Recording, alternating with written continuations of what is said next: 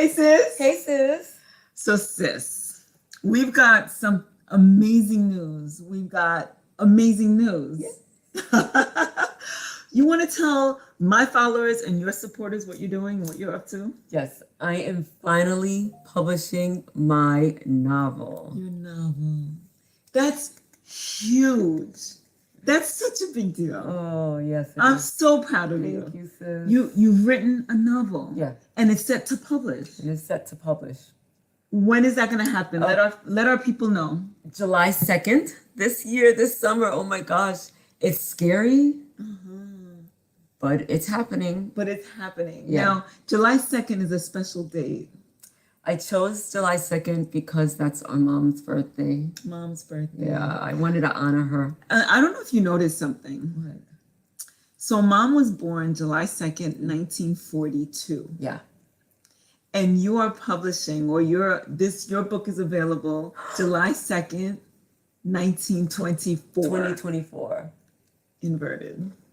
Oh my gosh. 42-24. Yes. It just hit me. Oh like, my gosh. I didn't right even now. think about that either. This is real time that our Wow. people are watching this what do you call it? Revelation, real time. Wow. I didn't even think about that. 42 and 24. Isn't that something? Yeah. That's special. It was meant to happen. Mom is looking down at you. She's pretty proud. She's very proud. Yeah, I'm proud of you too, Mom. All right, so let us know, let the good people know what this novel that you've written. What is it about? What first let's talk about how long have you been working on it? I've been working on this for over 20 years. Wow, that's a long time. Yeah, that's a long Is time. that normal? For some authors it might be.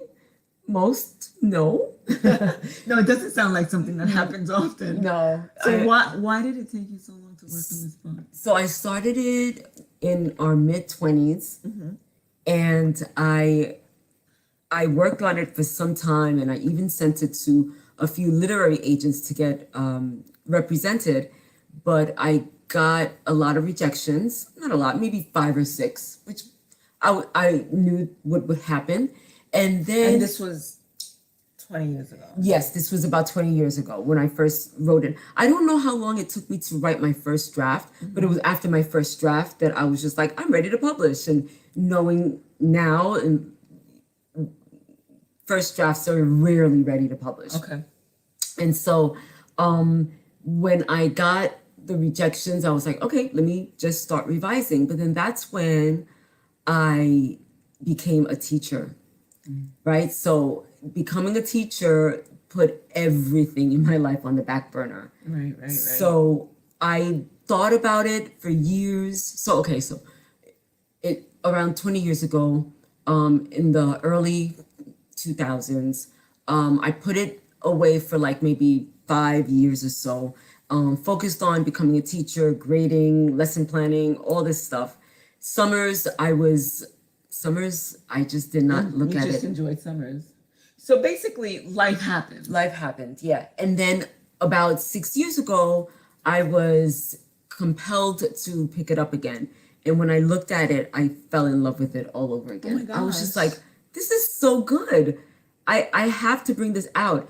And I've been working on it for the past 6 years consistently. I had an editor take a look at it. She gave me some really, really great feedback, and I revised it based on her feedback. I read it through again. I had you read it. I had some other people read it. I edited again, and then I had another editor look through it, and she gave me awesome feedback. And each time I revised it, I could feel it getting better, and it was just more powerful. And I was just like, wow, this is so good. And so after my second editor looked at it and I revised it, while I was revising, I was like, this is it. I'm finally publishing it. So I have a question for you. Based on the fact that you went through all of those revisions, people reading it and you revising it based on feedback, would you say that the book was actually ready to be published 20 years ago? No, it wasn't. That's interesting. So it probably took a lot more life experience for you to really fill in the blanks and the missing pieces of the novel. I think it did, especially in the last 6 years.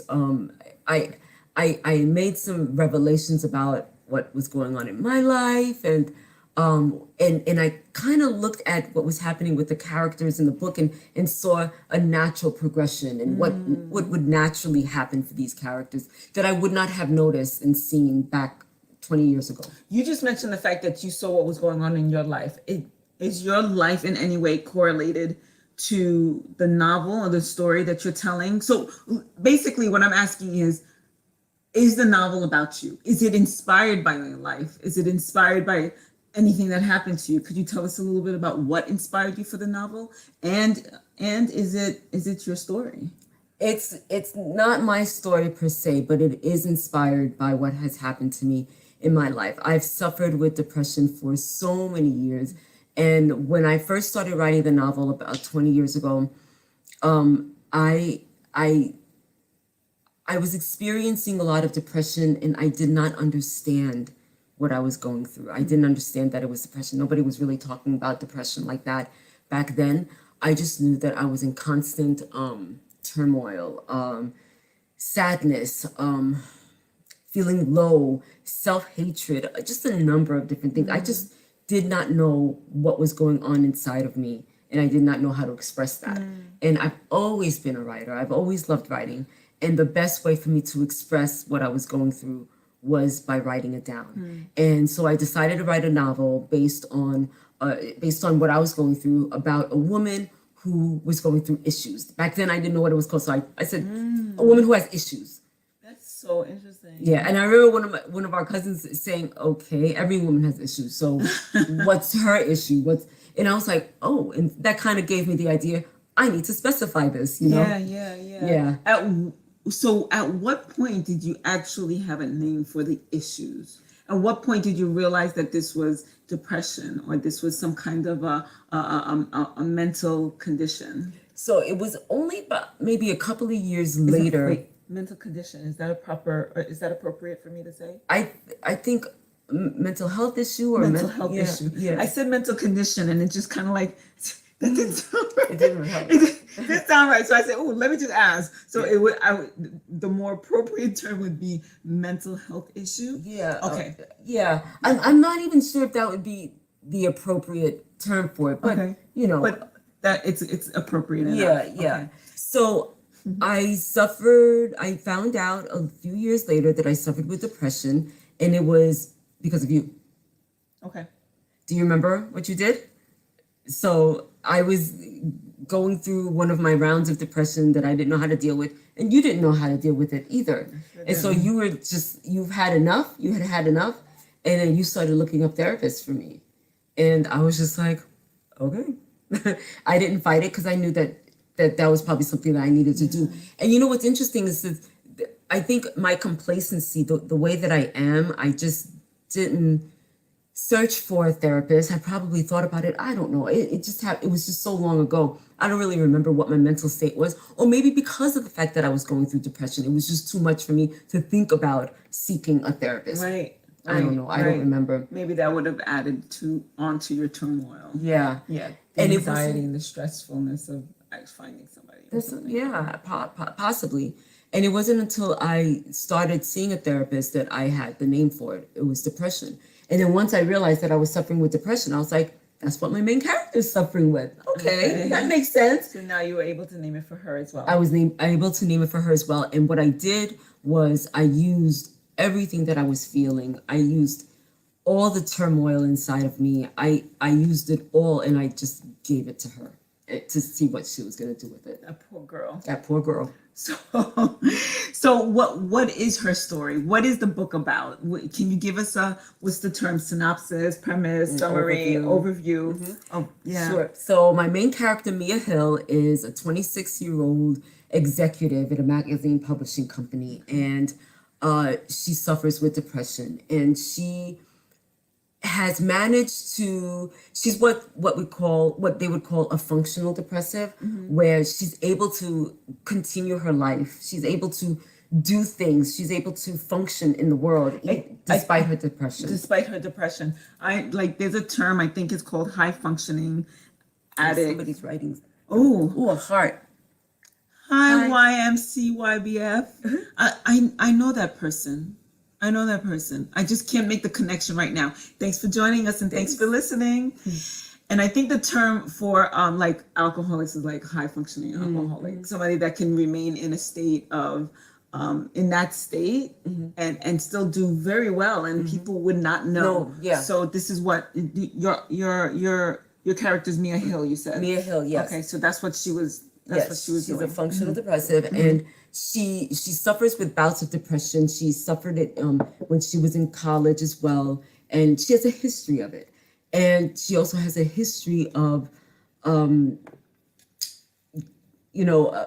issues with her mother as well. So when the book opens up, it's a year after her mother has passed away and been buried, and there's a painting that her mother had gifted to her before she died. And one evening, Mia's at home, another lonely evening at home by herself, and she looks at the painting which she has refused to put it up. And she finally said, you know what, let me just put it up. It's been long enough. And when she takes the painting so that she could put it up, she notices a note tucked inside the frame, on the back of the frame. And then she's like, what is this? And when she opens it up, she notices that it's a written letter from her mother. And it says, I'm sorry for the way that I treated you when I was alive. If to understand my actions, look for my box. So her mother gives her homework. Now she has to find out, what is this box? What is it about my mother? And so now, when the book opens, she's so angry and bitter towards her mother, but now she wants to see her mother in a different light, and she wants to understand this. And that means having to go home and dealing with her father and dealing with her sister, who does not like her. Basically facing the issues that probably held her in this depressive state. Okay, so it's an unraveling of sorts. Yeah. And so what is the name of your book? The box. Oh, surprise. So for me, I feel like the box has a double or maybe even triple meaning. What does the name of the book, The Box, signify? So the painting that she finds, where she finds the note behind, is a portrait. Should I show them? Sure. Okay. So this is the cover of my novel, and this image is a painting that one of my main characters paints, and it's called The Box. And the idea of this is that someone who is in a deep depressive state is sort of locked in their own box, in a box of their own making, that they either refuse to or quite can't climb out of. And she's in her own box. Now, is that something that you felt in your life? It's funny because because I started this book so long ago, I don't remember how I came with the concept for the box, but that's not how I used to feel. I used to feel like I was in a deep, deep, dark hole that I could not climb out of. And sometimes it was comfortable in that dark hole. Other times it was just like, I want to get out of here and I can't. So I've always pictured myself in a deep, deep, dark hole that I had to climb my way out. So maybe the box was something it can't be too far. It can't be too far from it. And so my main character is in a box of her own making, which she does not even realize it until she comes across this painting and she kind of understands, what she's going through. Okay. So, Cathelina, you recently had to adopt a pen name. Can you tell us why?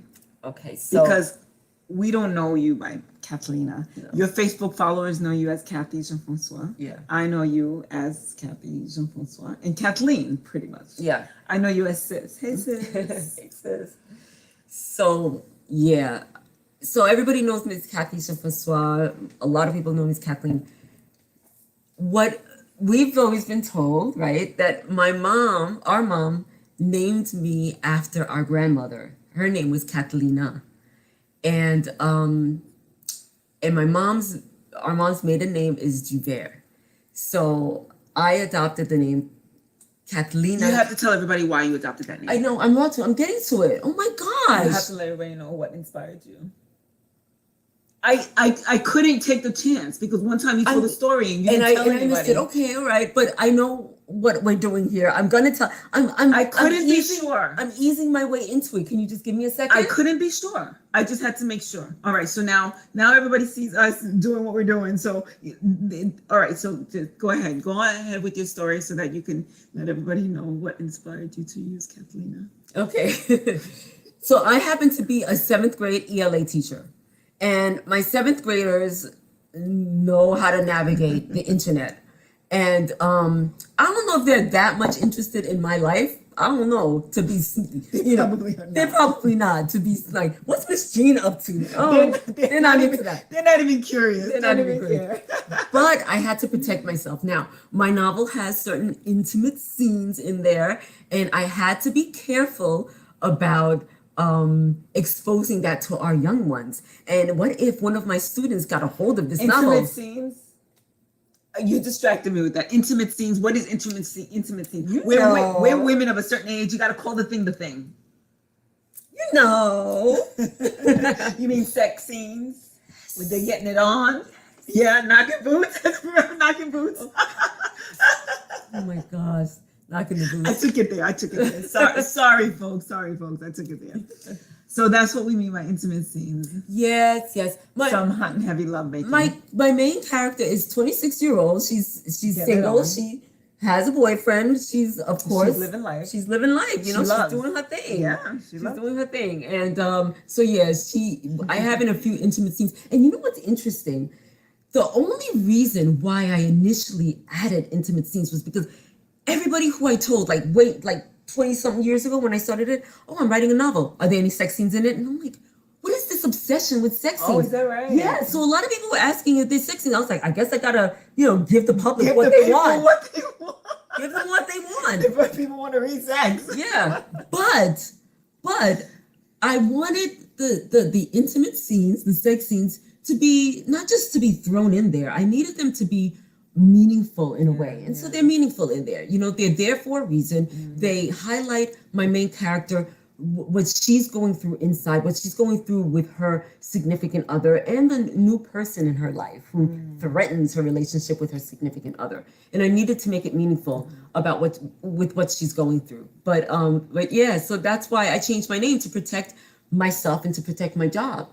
Because if I had, a classroom full of students and they have my book and they're passing it around, look at the scene, look at pages 66, that Ms. Jean wrote. And then the parents be calling the principal, excuse me, why is my child's 7th grade teacher writing pornographic material? Right. So I had to change my name. Okay, so are there any implications with the fact that we are literally on social media exposing this for the world to see? Well, see, so I tried to keep Cathy Francois and Cathelina Duvert completely separate, but I don't know how well that's going to work, right? Plus, I need my supporters for Cathy Francois, who's not following Cathelina Duvert yet, to know about the book. So, I'm doing what I can. Yeah. I changed my name. Anything that has to do with the box is going to be under Cathelina Duvert. I'm going to do everything in my power to keep it away from Cathy Francois. But we're on your Facebook. We're on our Facebook page. Yeah, I know. Okay, we're going to have to work that one out. I didn't think that one through. We're going to have to work that one out. But you should still be fine. Yeah. We'll figure out a way. Okay, any attorneys? We might need an attorney. Well, I made my Facebook page private. That should count for something. Okay. Right? So. Okay, so right now only your viewers, people who know you. Okay. Yeah. All right. So by the way, anybody who's listening, thank you for listening. Thank you for watching us and supporting this channel. So we still didn't get to why you chose or how you chose or who inspired you to choose Cathelina Duvert. So I was like all stressed out, like, oh gosh, what am I going to do? I don't have a name. And And I said, Here I come to save the day. Yeah, that was you. That was you. You were like, well, I don't know. I don't remember exactly the words you said, but you were like, why don't you use our grandmother's name? That's who you were named after. That's who you were named after. It's close to your name. Mm-hmm. Oh, girl. The phone's ringing. Sorry, y'all. Sorry. Okay, thank you. So we were talking about you coming to save the day. You're the hero. Yes, it's so close to my name anyway. I was named after our grandmother. So what better way to honor our family, our legacy, our grandmother, our mom, mom. and our grandmother, and our grandmother who we never even had a chance to know because she passed away before we were born. And I remember when I learned, I think in high school I learned that you were named. Well, I think we always knew that you were named after our grandmother. But I don't think we knew what her name was. Yes. And one of her names, because us as Haitians, we have many names. One of her names was Cathelina. And I said, oh my God. I said, Mom, why didn't you name her Cathelina? Because that's so much prettier than Kathleen. Do you remember what you told me? You were like, go, Cathy, just start introducing yourself as Cathelina. I remember, that's what I was getting to. And I was just kind of like, why don't you adopt that name? And like, we're in high school. I'm like, you can graduate. You can be a completely different person in college. Yeah, right? Just go by Cathelina. And you weren't really like. I wasn't really feeling it. Although it's interesting because Kathleen, the name, never really did anything for me. But Cathelina is I feel like it's so much prettier. I think it's so pretty. It's so pretty. But now you have a chance to actually be Cathelina. Yeah. And our grandmother's name, Cathelina Duvert. Yeah. And when you suggested that name, and I sat there and I was like, it's perfect. Yeah. It's perfect. Like, why did I think of this? Right. And I feel that it was meant to be. I love it. I love it that you were so open. Even if I made the suggestion or whatever, you were so open to it and you embraced it and you it actually resonated with you immediately. Like that conversation was like a 30-second conversation. I'm like, call yourself Cathelina Duvert. And you were like leaping. Yeah. So, excuse me. I'm so excited for you. What other questions did I have for you? So we talked about your inspiration for writing the book. So we spoke about, does your main character represent you? Okay, I was just going to say you look alike until I read twins. Yes. Salam from Jamaica. Thank you from Jamaica watching. And Maurice. Okay, y'all, a Mighty Mouse reference. So I love you both even more. Thanks for picking that up, Maurice.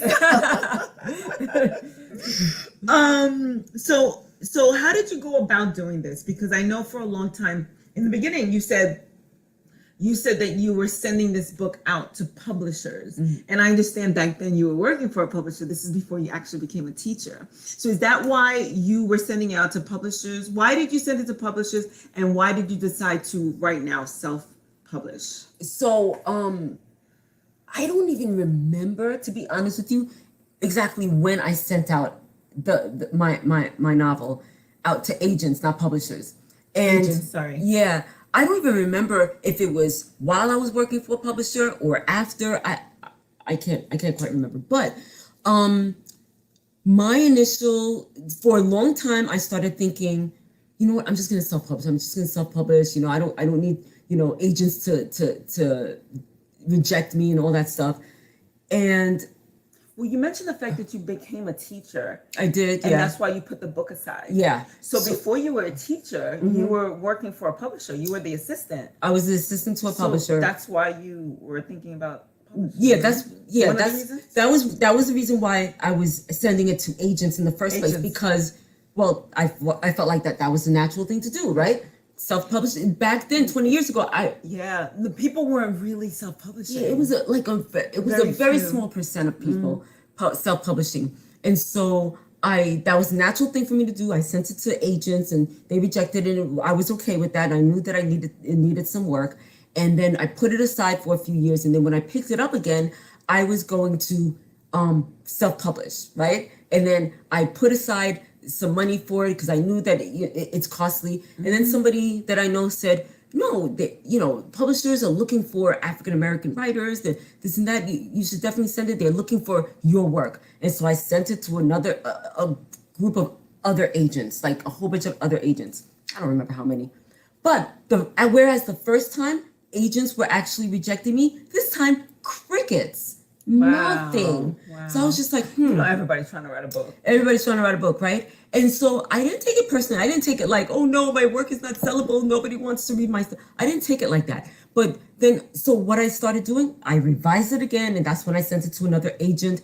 But in the meantime, in that time, I said to myself, you know what, you guys, not you guys. I said, you know what?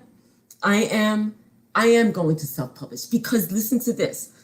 If I try to find an agent, chances are that it'll take me maybe 6 months to 2 years to find a good agent. Mm-hmm. After that, it'll take another year to 2 years to get a publisher, right? And so I was just like, by that time, I'm going to be like over 50 years old, and it's not working. It's not working, sorry.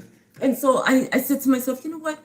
I could do it myself. Let me just do it myself. I don't want to wait that long to get this book out into the world. Yeah. I want to get it out into the world right now. I don't think people realize what a process it is. Mm-hmm. First of all, it does something to your self-esteem, right? Mm-hmm. You have this thing that I'm so proud of this. This book is amazing, and nobody's responding. Yeah. Or you're getting rejection letters. Mm-hmm. And then maybe somebody picks it up, and then it takes another year for him to convince the publishing company that this is a good thing to work with. And then another year before, they ask you to make all the revisions that they want to see. So it's a time consuming process. It can take literally years, even if it is picked up by a publisher. Yeah. So Iman wanted to know, what is the book? The book is called The Box. It's by Cathelina Duvert, and it is actually available for purchase on July 2nd. Mm-hmm. You can pre-order. That's what I was going to ask you. You can pre-order the ebook right now. It's on Amazon. You can order the ebook, The Box by Cathelina Duvert, and but the actual novel won't be available until July 2nd. I was going to type it in, but it's here, guys. Mm-hmm. The Box by Cathelina Duvert. Maybe I'll type it in as you continue. I'm going to ask you the next question. I'll type that in while you answer the next question. Okay. I was going to ask, who is your favorite character in your book? Oh, good question. Okay. So you would think that my main character is my favorite character. Is it she? She's you? No, she's not you.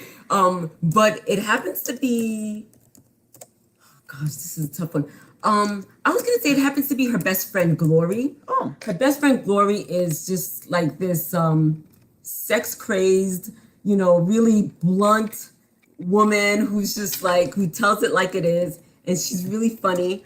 I happen to really like Glory, but can we talk about Tyrese? Oh, let's talk about Tyrese. What are we talking about with Tyrese? Tyrese is Mia's love interest, okay? Well, you can't tell the folks everything. They kind of pick up the book. I know. But he is actually the painter in the novel. Oh. Okay. So if you see this cover, this is supposed to be the featured painting of the artist Tyrese in the novel, right? And he is this beautiful Black man with dreadlocks and just a dream. Look at you. Look at you. Like it sounds like you kind of like modeled him to be the guy that you want to date. Okay. Mm-hmm. I'm just wondering. But the reason why he's my favorite character is because he just has like so many nuggets of life truisms that he gives to Mia, and he really looks at life in a matter-of-fact way, and just like no stress kind of, and that's kind of like how I want to live my life. No stress, everything happens for a reason. Don't worry about other people. All that matters is your happiness. That's the kind of character that I like, and that's what he tries to sort of instill in my main character. So he's an uplifting kind of guy. Uplifting guy, yeah. Okay. Mm-hmm. I love it. All right. So back to the publishing aspect of it. How are you promoting the publication of your book? And I know that you had some, not anxiety so much, but some, I know it's a daunting thing for you. Mm-hmm. So how are you promoting your book? So I feel like I really need to create some ads on Facebook, or I have to, because I'm an introvert. I kind of keep to myself. I don't like to really get out there, but I have to promote my novel if I want to sell some copies. So how Many copies. yeah, right, not just some. So what I've been doing is, I created a new Instagram account just for Cathelina Duvert, but no one's following me yet because Which is nobody fine. knows me, Which is right? fine. And I'm posting every day, but just, getting little traction. Nobody's really seeing it or whatever. So that's the most I've been doing. I created a LinkedIn page, and I have a Facebook page just for the box. If you look up the box, the book on Facebook, you'll be able to find it, and you can click on that and follow Everybody that page. support Cathelina. Go to the box, Box, the the book book. on Facebook, and you're on you're on all social media sites. Yeah. Okay, which includes Facebook, Instagram, and LinkedIn. Okay, so that's where so that's how you're marketing right now. Yeah. Just by posting to let people know that you're out Yeah, there. yeah. What about any podcasts, Yes. So I've been doing a lot of podcasts, and they're actually I have a newsletter that that's also another thing how I've been promoting this. I have a newsletter. If you want to subscribe to my newsletter, you can go to my Instagram account and click on the tree link, and you'll be able to link tree. I got you. Sis. I got you. Yeah, you'll be able to click on that, and you could be added to my email list and get my newsletter. And so, and every week I'm going to be posting the other podcasts that I've been featured on. So I've been featured on, like, before I started promoting this, I've been featured on like 12 different podcasts, and recently 3 podcasts specifically promoting the box, the book. Yeah. All right.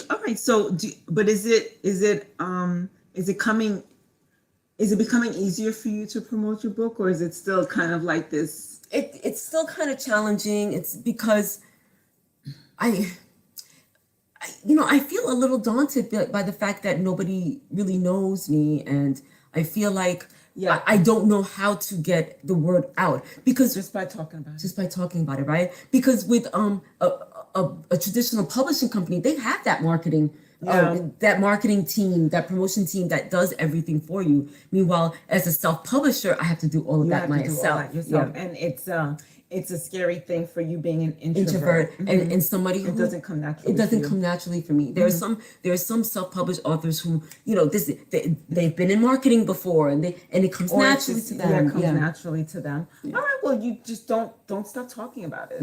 Let everybody everybody you meet, they should be walking away knowing that you have this book that's coming. When is the book being published, or when is it available for purchase, the hard copy? July 2nd. July 2nd, 2024, the box, the book. It is available now for pre-purchase on Amazon. But for the EPUB. For the EPUB. Well, the ebook. Oh, okay. So that's available now. Okay. But we are definitely going to save till July 2nd so that we can make you a bestseller on Amazon. That would be amazing. And I have a launch party coming up on July 13th. Is my launch party. I still have to set up the details, but it's going to happen. I'm putting it out there into the universe. Where is it going to be? It's going to be in Brooklyn in a venue called Pitkin Lofts. Okay. And I already spoke to the person who's coordinating the event for me.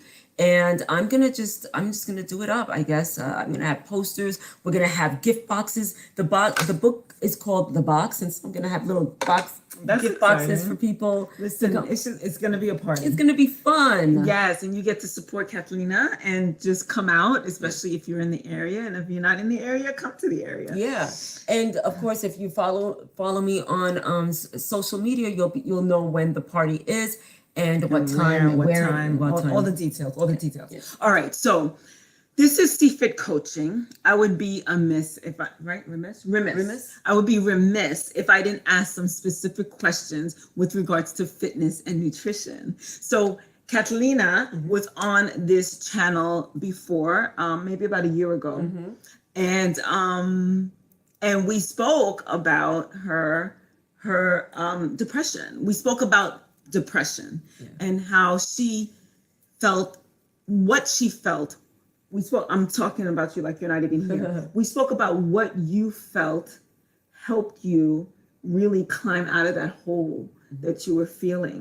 And for the good people who haven't watched it, watch it. I'll put the link somewhere here in the show notes. I'll put the link to this this interview that we did about a year ago. Okay. What could you tell everybody briefly what you shared with me that helped you actually climb out of your depression hole? So I realized, well, no, Sis started working out a whole lot, right? And we go to the Twins Festival every year. And she started looking really nice and toned, and I was just there. And I was like, okay, if I want to look as cute as her for the Twins Festival, I'm gonna have to step up my game. And I started working out on a regular basis. And I started doing other things too, but it was first the workout that I noticed. After working out consistently for about, I'm going to say 3-4 months, maybe a little bit more, I started noticing that I wasn't as depressed as I usually was. Like I said before, I suffered a lot with depression even before I knew what I was going through. And even when I did understand what I was going through, I did do talk therapy, but they wanted to medicate me. And when my insurance ran out, I couldn't keep up with the medication. And that wasn't sustaining for me. But when I started working on a regular basis, I realized, oh, I'm not as depressed and I'm not even on medication. So I realized that it was the workout, the exercise, the consistent exercise that helped me climb over the worst of my depression. Now, let me ask you a question. Anthony, you said that your insurance ran out. So I'm assuming you were in between jobs. Yes. And that's why, okay. Yeah. But so does that mean you had to drop the talk therapy as well? I did have to drop yeah, thanks for mentioning that. Yeah, I did drop the talk therapy as well. At first I was like, I don't even want to get into it. But I dropped the talk therapy. I had no medication, and now I was back to being depressed again. And then so I started exercising on a regular basis so I could look as cute as you. And I realized that the exercises had a side effect. You're feeling good. I was feeling better. But it's funny. I don't want people to misunderstand. It wasn't just the exercises though. Okay. What I did was a number of different things at the same time that I didn't even realize was helping with my depression. So while we were working out consistently, we were also hanging out with our cousins, Marie Jude and Marie Louise. And we were always talking about positive, motivating videos that we found on YouTube. Hey, cousin, I found this. Check this one out. Oh my gosh, cousin, this is amazing. Check this one out. And the more we did this, the more we found, the more videos we found. And the more videos we found, the more I listened to it. And then we started talking about meditation. Okay, so let's meditate. You guys, it's not really working for me. Keep trying it. It'll probably work out. So I started meditating. Oh, affirmations. Okay, I'll try some affirmations as well. So all of these things that I was doing, just so that, because we were all hanging out together, I've realized that all of that blended so well in a cocktail of anti-depression. Was nutrition a part of that cocktail at the time? I don't think I was paying attention to my nutrition, to be honest with you. I don't think I was paying attention to my nutrition. So one of the main things you noticed was the exercise, and all the other things kind of lend itself to the exercise. And this is while you're not doing any talk therapy at this moment, you're not medicated at this point, and you find yourself in a pretty good space considering. And you had not expected that. That's profound. Yeah, it is. That's profound. So my question to you is, did you put Mia Hill, your main character, through the same regimen? Did you give her this same cocktail? Inquiring minds want to know. I love it. No, I didn't. Because listen, we writers, we have to create sort of like a whirlwind for our characters. We have to put them through the ringer. We have to create obstacles for them. And if I made Mia realize that she could get over her depression, like, then what It doesn't book? sell? It doesn't sell. There's no drama. Hello, you know. I'll write that book. Yeah. Okay. There you I'm go. gonna have to write the book about the girl who suffers with depression and then she, triumphs because she took Carmel's CFIT coaching, one of Carmel's programs. Mm-hmm. She changed her diet, became whole food plant-based Vegan. She got her fitness all together and she was like, well, what? I got this. There you go. So yeah, my main characters, I can say though, she's not vegan, but she doesn't eat red meat. Okay. She never said this in the novel, but when I was writing this novel, I wasn't eating red meat. So Mia wasn't eating red meat. She wasn't eating pork or red meat. But you weren't having sex with artists either. So what was the well, deal with that? That's the part that I was trying to manifest. Right? You guys have heard that, right? You write down what you want to manifest. So, beautiful Tyrese, right? He's a painter. Let's make this happen. We're looking for a beautiful painter named Tyrese With long locks. With long locks. Where does he live? He lives in Brooklyn. He lives in Brooklyn. We're looking to manifest this. Yes. Where is he? He's out there. Hello? Tyrese. All right. What else did I think that's about it. I think this is a good place. Look at you. You're like, look, I'm not playing. I think this is a good place to end. So basically, folks, you heard it here. Cathy, I'm so proud of you, sis. I'm so proud of you. Because every time she picked that book back up, who had to hear it? Well, of course. Every time she put that book down, who had to hear it? Every time she talks about CFIT training, CFIT coaching, who has to hear it? So there's a lot of give and take happening.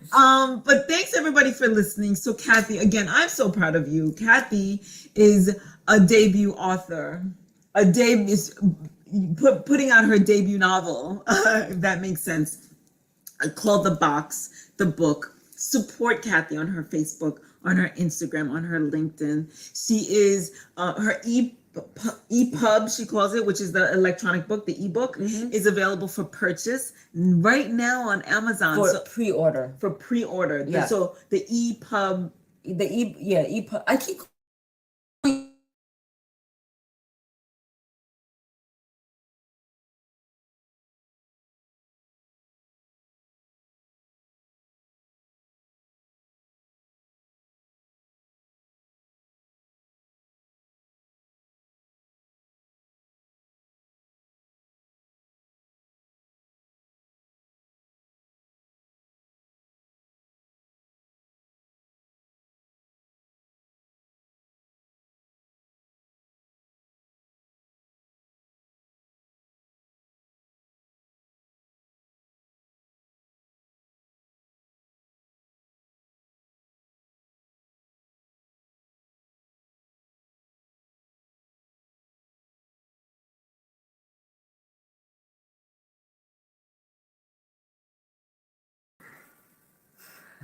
Sorry about that. My computer sometimes does that. So for whoever is still listening, thank you for sticking through this with us. On our side, it went completely black. My computer crashed. We had to log back in. And every once in a while, she does this. And I think she does this to annoy me on purpose. And I'm going to get rid of her. When I get rid of her, she's not going to be very happy about that. No, don't let her hear you say that. I'm just saying, keep acting up.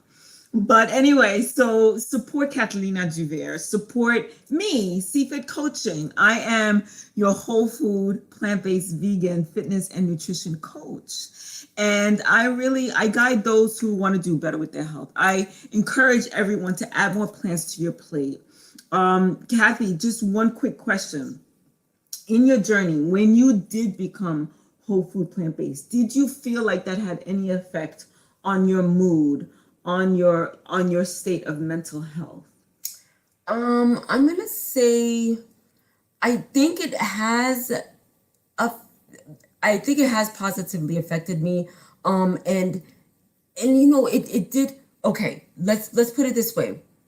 There was things going on in my body that was giving me distress, that was causing distress for me. And once I became whole food plant-based vegan, that distress just completely eliminated.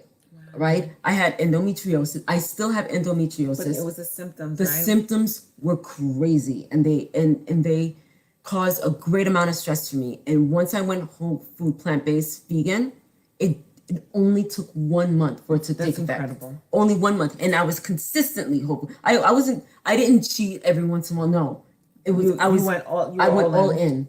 And then once I noticed that I did not suffer with the same pain that I normally did, You were a believer. I was a believer. Wow. Yep. Wow. And so that eliminated some stress for me. Yeah. Okay. Yep.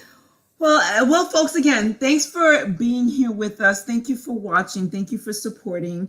And you're going to be hearing from us a little bit more. We're going to try to do this once a month and just come up with things to talk about. Yep. So with that said, anything else that you want to say? Folks know where to find you. So folks know where to find me. We didn't even talk about my blog. So I have a blog called Cathy's Cross of Depressive's Positive Perspective. If you want to check that out, it's nothing, dark or anything. It's just how I've been able to manage the depression and how I help myself keep positive amidst the depression. Right. All right. Mm-hmm. I love it. Yay. Sis. Yay. Thank you so much for this. I'm so proud of you. Thank you. Okay. Thank you. Bye. Bye.